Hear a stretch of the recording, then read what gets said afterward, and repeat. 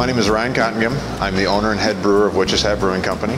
We're a small family microbrewery located in South Lyon, Michigan. We opened up in 2011. We recently just expanded to our new location, which you see here. Before this, we started in a small 1,600 square foot location. Our brewery is a 15-barrel brew house. Each barrel is 31 gallons. So we make roughly 450 gallons each batch of beer we make. Equates to 28 to 30 half barrels of beer. We brew 2 to 4 times a week, depending on the week, and that number will increase as we continue to grow, as we add fermenters. So on a normal brew day, we will start early in the morning, about 8 a.m. We'll begin with graining in the malted barley that we use to make the beer with. We get barley from locally grown in Michigan and in the Midwest.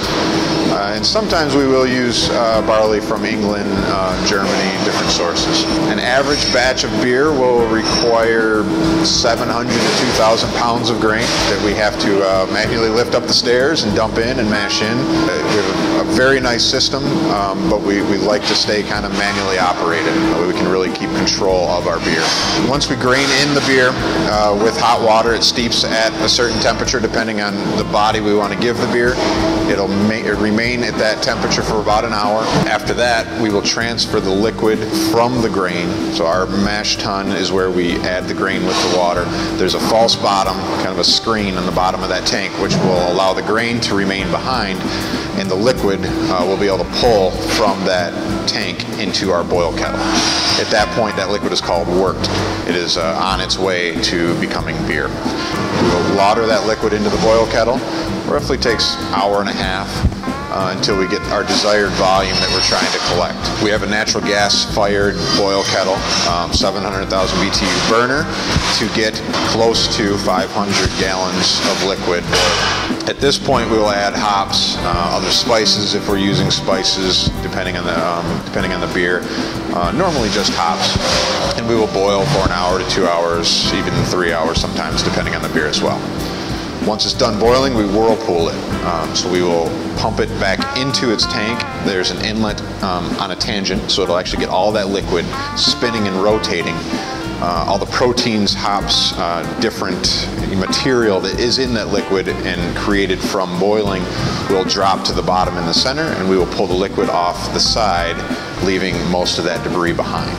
At that point, it'll go through a heat exchanger so we can crash the temperature down to a proper temperature to pitch our yeast, normally mid-60s, and we will transfer it into one of our fermenting vessels where it'll sit for about 2 weeks.